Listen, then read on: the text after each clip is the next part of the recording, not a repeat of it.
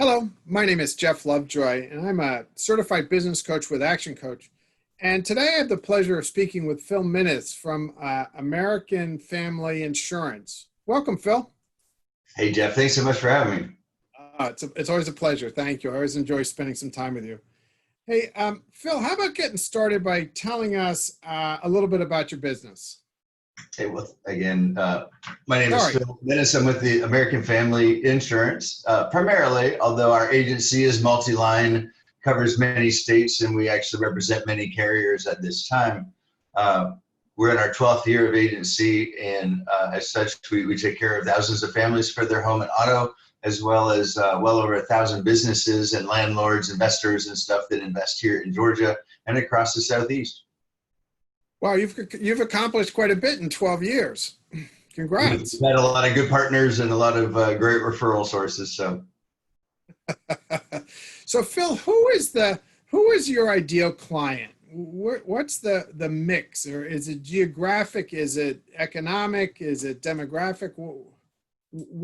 How do you define your target market? it's a combination of things, Jeff. Certainly, everyone already has a policy somewhere, so we don't need to create a need for insurance in people. If they own a home, if they have a mortgage, if they have a car note, these are things that are required generally by a bank or by somebody. If you have a lease for your business, then of course they want you to have insurance, and they want you to lay your cards on the table and show what you've got. So, an ideal client for us is someone who lives in the area. We're in North Atlanta, but of course we can help anywhere in Georgia. But generally speaking, an ideal client on the personal line side means someone, maybe they've got a house in Alpharetta, a place up in the mountains. They've got a couple kids at home. One is just getting their license. The other one's been driving for a year. So maybe a couple of extra vehicles. But with 16 to 19-year-olds in the home, insurance can be tricky. They're already paying more than they were, but it's also a time when insurance is the most important. And when the youthful driver is in that home, you need to have the coverage in case the youthful driver makes a mistake. We see it often. I will say 12 years ago, I thought it was so unfair that we charged more money when people turned 16 and got their license. And after 12 years, I definitely see why. There are a lot of responsible 16-year-olds, and there are a lot of people that just end up a little bit ahead of themselves, or hit the garage, or maybe hit mom's car in the driveway. Those types of things do happen. So those situations are good if there's kids away at college, if they're trading up in real estate or down in real estate. Those are all triggers where they have to speak to an agent. They have to speak to their agent. And if they're speaking to one, they may as well speak to a couple just to double check the numbers. Generally, they've been with the same carrier for 5 or 10 years. They bought the house. They ended up with State Farm. State Farm does a great job. But after 10 or 12 years, we see rates can be here or here or here. And it just depends. You're fit for the company. Some new discounts come into play with smart home technology, things like Ring doorbells and other sensors and technology that people have made investments into their home that just make them less likely to have claims. So we're rewarding that. All carriers are, but again, if it's been a while since you checked in with an agent, you may or may not be getting discounts for investments you've already made. So that's kind of the personal line side. And we can work with people all over, but the bulk of those people are close by in Atlanta or surrounding counties. On the commercial side, it's vastly different. We work with companies from Philadelphia to New Orleans and everywhere across the Southeast. Although, again, the lion's share of our policies are here in Georgia. We help with general liability as well as professional liability. We can help insure inventory. We can help insure equipment, especially when the bank who's lent the money needs very specific policy for that. We write a lot of bonds for attorneys, especially in the area of probate. A lot of that takes us across state lines, depending on where the court case is. So that our real bread and butter on the commercial side has been multi-family policies. So that's going to be condominium associations where there's a bunch of condos in a building, or usually many buildings. And lately this year, last couple of years, we really got into apartments in a big way. We've written apartments or quoted apartments from Tucson, Arizona to St. Louis, from Chicago to Ohio, and had great success across the country actually at this time. So always looking for investor clients at any level. The accidental landlord is our favorite, where there's a husband and wife and they both had a house and then they moved in together and they rented because it was easier than selling. That's the type of situation we like, but it's also the type of situation where the tenant moves in quickly. You're at a dinner party and all of a sudden you found a tenant and he moved in, but you never updated your policy. And it's really different, the coverage that people need when there's someone else living in their home versus when you live in the home. The coverage needs are just different. And certainly what we can pay for when there's a tenant in there is really different. What we take care of, for example, lost rent or other situations where the tenant might cause damage, and we can take care of that, but not if we don't know about them. You're not supposed to have a stranger living in your home that's insured to live in. So those types of situations are good. Where there's a crossroads, whether or not people realize it, you can make a good decision or a bad decision. Sometimes people don't want to call and talk to the agent because they think it's going to cost more. In some cases, a landlord policy could be a lot less. It's just a matter of getting the right fit for the policy. And if it costs $100 more, at least you're making money on the house. And you know that if someone is badly injured on the property, if they had a party and the deck fell down, or we've had some crazy scenarios over the past 12 years. Our primary role is to make sure you got the right coverage first, and then try to make it as affordable as possible. Got it. So how do businesses in Arizona, apartment complexes in Arizona, hear about Phil Minutes? That's a great question. Generally, it's the investor or the owner, the group of owners. So we had a situation last year, a referral that I got through City Club many, many years ago, who was a person doing the finances on a small apartment community here in Georgia. We took care of them for 6 or 7 years, and an investor in New York actually bought this property last summer. And the seller, who we had worked with, just said, I have a great agent here in Atlanta. If you're interested in getting a quote, here's his information. We had done a good job with the team taking care of that gentleman for a long time, and he just wanted to make sure we had an opportunity. So that worked out really well with the investor group. That the principal and his investor group has purchased a lot more communities here in Atlanta and across the nation. And then, of course, people that buy apartments know each other. They've got friends. They do a good job. Word spreads pretty quick. But generally speaking, the investors are not local. They either meet me through the closing attorneys or through the financiers.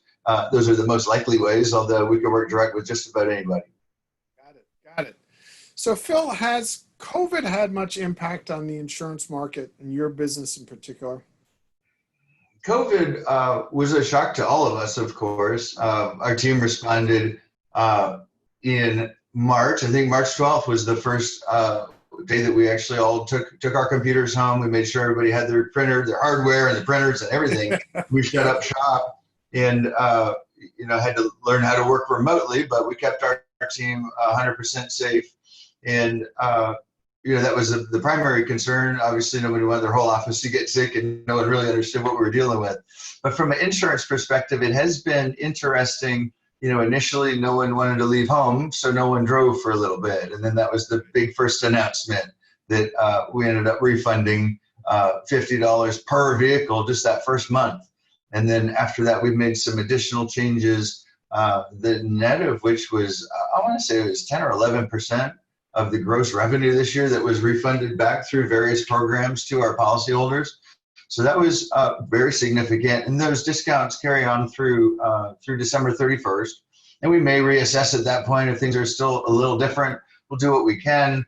We're a mutual company, so there is no, we're owned by the policyholders. If there's extra money at the end, we didn't do our job very well. So sometimes there's refunds or dividends is what that would be called. In this case, we did some early dividends or some refunds of premium, trying just to do the right thing for our customers because fewer people were driving. From a commercial perspective, that has not been the case at all.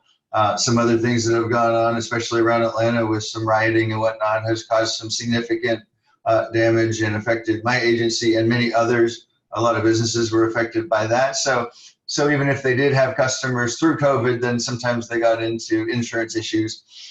So it's been kind of a roller coaster year. Overall, it's been, the saddest thing, a few businesses that called where their revenue was, they weren't able to continue.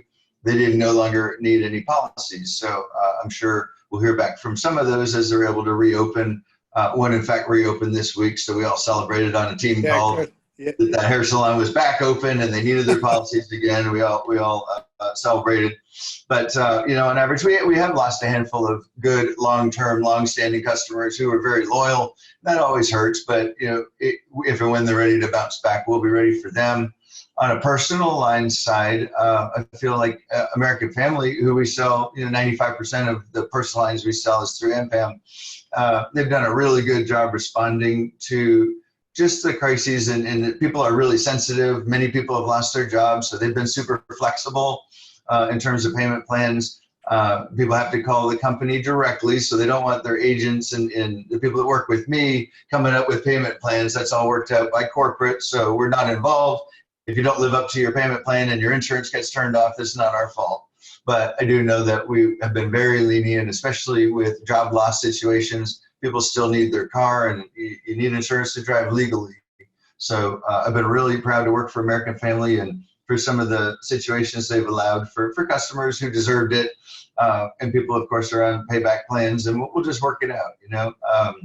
If someone's been with us 10 years, the last thing we want is to lose someone that really wants to stay because they lost their job. That they're going to work again, and they are working, and they'll catch up. So Right. those are individual situations, but I will say through 2020 has been a great buying season, at least in the Southeast and in Atlanta, Georgia. You and I both know people that are having record-breaking years, realtors that are doing very well, lenders are doing well, closing attorneys are thriving, and all three of those are indication that people need insurance. So we had our best August ever in a series of record-breaking months as the agency. This is the best year we've ever had after 12 years and a lot of previous success. So really happy with that. Yeah, congrats. I would have thought perhaps that COVID would have slowed things down, and you alluded to it earlier. It certainly caused disruption in terms of having to move remotely and have the team out of separate locations. And I initially would have thought maybe it would have had an impact on revenue, but you're having record years. So we are. I will say it's made many customers a lot more in tune with their dollars than ever before. I opened the agency in 2008, so I remember really, really well when people were super in tune and everyone that was shopping, and we were brand new, first agents, first AmFam in Georgia. So people had never heard of us. We were coming in trying to win business. It was a little challenging, especially October 1st, 2008. That was a really awkward time. I recently learned that was the dip. That was the very bottom of the dip. It was stated that was the worst day in the last 100 years to open a business in the United States. And of course, that's when I registered my business. So that's just perfect. Figure if I made it through those 10 years, the next 10 got to be pretty easy. But I wasn't counting on this year. So, but it's caused me to have more meaningful conversations with long-standing customers, actively reaching out to people that have been with us 8 and 10 years just to say, hey, your renewal's coming. Here's the numbers. You're up 11%, or you're down 6 here, or whatever it is. But make sure that they know that we get a chance to speak in advance wherever possible. And I know we haven't reached every single customer. We do our very best. It's hard to keep up with everyone, but on average, we're reaching out to way more people than we ever have before, well in advance, making sure they know their options. If they have an increase, then they've got a choice to change coverage, move deductibles, or add potentially, some of the technology discounts can make a big difference. I was on a call today about a discount for the app that allows our customers to drive with their phone, and basically monitors how fast are they going and how many actual miles are they driving. That's new technology, and every carrier has variations of that. It's big in the commercial world, so you know where the truck is and where your drivers are. It's equally relevant to families these days, where you want to know where the 16-year-old is, but also so we can charge according to your real mileage. Everyone I talked to for years in Atlanta said, "Oh, I drive 2,500 miles a year." And if you know Atlanta, that's never true. But now of course we can. A lot of people are consultants. Maybe they're on an airplane. Maybe they work from home and they really aren't driving. I think I've driven maybe 2,500 this year. There's been no travel, no distance travel. I'm just going to see real estate around Atlanta and around Georgia. But very, very few miles relative to normal. So I should be getting rewarded. My rates should be less than they were last year. And that just makes sense. Not everyone's driving less. A lot of businesses and commercial drivers are doing more. All these Amazon deliveries and all the Uber drivers, we've got solutions to account for all of that as well. So paying for just what you use is the reality, and we're as close to that as we ever have been. Yep, excellent, excellent. Funny that you mentioned October 2008. I think I started November 2008, so I was 1 month behind you. So I understand what it's like starting a business in the depth of that recession. So have you had to do things? Has the pandemic caused you to do things differently? Obviously, you're having to work remotely, but whether it's approaching different markets, has it caused you to look at things that you just in the past that you decided you didn't want to get involved with, but because of the environment today, you're getting involved with them? Has any of that happened, or are you pretty much doing business exactly as you were last year? Different from 2 years ago, certainly. The pandemic changed in that remotely, and that's big on any office. And Oh, we had absolutely. to consider workflow, inbound phone calls. We were able, with a VoIP system, we're able to take the office phones and put them in people's homes. So that was extremely beneficial. It rang through just like the office. They could transfer to the next person. And that worked. And yet it took a week or so to get up to speed. And I know at least one situation where we gained a referral. I was working on a mortgage guy for a couple of months, and I finally got a great referral right in the middle of that week. And it was, I think, the afternoon that we pulled all the computers and everyone was headed home, and then we had to get them turned on and tech support, and we were slow to respond, and it was the first referral at the worst possible time. So that happens sometimes, but on average, what it's forced us to do, we were initially checking in twice a day, and the team at one point just reminded me that they were on the clock, and twice a day was a lot. So we changed it from start of the day, end of the day, to 11 a.m. daily. And that's been good, but I will say I have a much greater awareness at this moment of what each team member is working on day to day, which claims are open, what feedback we're getting from customers about their claims, what new customers we're writing, and who's responsible for the follow-up and collecting the money and getting the policies bound. And it's kind of helped us with workflow. It's helped us with who's responsible for what. But it's also identified in some really great ways who loves to make the claims calls and call the customer and say, we saw that you had a claim. I know we talked 10 days ago, but you picked your car up yesterday. Are you happy? How did the claim go? And 9 times out of 10, we get really, hey, everything's fine. The car is fixed. Thank you. But every now and again, we get a 37-minute story. And it usually starts with, well, let me tell you a story. And, I've listened to hundreds of those. And, in a busy agency like ours, after a long weekend, I bet we had 7 claims, and there was some weather this weekend. And, it's just typical. For us, it's all day, every day. But for that person, it's the one time in their life, maybe, where their kitchen was full of water, or certainly they had a house fire or something. That's traumatic, or a car accident. A lot of times there's people who got rear-ended or hit by somebody else, or the car was hit in a parking lot and they weren't even there, but they're calling us to say, what do I do? A lot of, long-standing customers have my mobile number and they use it, and they'll call me on a Saturday night and say, I just got hit. So I can remind them, get a photo of the cars where they're sitting so no one can say that it wasn't that way, get license plates, get pictures of driver's license, get the guy's insurance, and if he's willing to accept that he hit you and he's at fault, have him call his insurance company right then and there.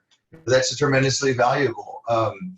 And I'm not always able to answer every single time, and not everyone would call my mobile, but for the people that have been with us for a long time, that's the difference between calling an 800 number and having a buddy who's your agent. You know who to call. So Right. So, Phil, it's said that smart people learn from the mistakes they make, but wise people learn from the mistakes of others. With that in mind, what mistakes or what advice would you pass along to business owners to, lessons learned that you've kind of overcome? Well, the first lesson has been a recent one, just in the last 18 months, and it's don't undershoot. Go after the big deals and don't be afraid, because especially if you know that your solution is on par with any other competitor, and it's just a matter of finding the right people. go after the big deals. Make sure you Right. can pay the bills, make sure you got money coming in the door. I have a tremendous team with 6 people and 60 years of experience insurance sales. So, I can always count month in, month out, they're going to hit their goals and we're going to have a successful month. That allows me to shift focus much more so during the pandemic. If I'm not there in the agency with the ringing phone, after 2 rings, I'm reaching for it because I assume everyone else is too busy to grab it. And that's kind of the way it is there. So, but my days are more reactive when I'm in the agency. Here at the home office, I can focus on prospecting and quoting really larger deals. And when large deals come to me, I'm available and I can quote them quickly and efficiently. I work with underwriting and it's 3 or 4 days sometimes on a $25 million apartment community. It's not a quick quote, but if you do it better than the other guy and you get the right pricing, deals fall your way. And these are deals any agent would want to quote. It took me 11 years to get there where this is the size of deal, but it didn't have to, I guess is my point. To answer your question, I could have been there in 5 if I had the confidence. We've been writing other similar types of policies on condos and HOAs, and we have some homeowners that are $10,000 policies. There's some big homes in Atlanta, but getting into apartments with both feet has been a big change. Yeah, good for you. I love that advice. Don't think small, go after the big stuff. So good for you. Well, especially if you have to reinvent yourself because of COVID or anything else, for me, I can go find 100 customers that need to insure a home, or I can find 100 unit apartment. It's all the same. So it's just more efficient. Yeah, got it. How do people reach out to you? How do they connect with you? We have a great website for the agency, and that's Phil Minnis Agency, PHILMINNES agency.com. My mobile number is 404-379-8498, and the agency number 678-259-9220. And email is just my first initial P for Philip, my last name, MINNES @amfam.com. Excellent. Thank you. And one last question. What inspires you these days? The businesses that are thriving through these challenges. I got to say, we went home in March and we really had a couple of silent months where nobody was buying homes and everybody was scared. And this year, March, April, May, leading into June, did not look very good. And I was pretty worried about it. But I saw others rebounding and responding and being positive, and I just took that route. And I have to say, we've been greatly rewarded. I have a number of friends that I'm so thankful to have a number of friends that are having their best years ever, and to share those stories and to be real with each other and share when you are suffering or having a situation. You can talk through those situations with others that have been there before you, or maybe they were there last month and now you're there. Right. Being real with friends is the most important thing. Yeah, got it.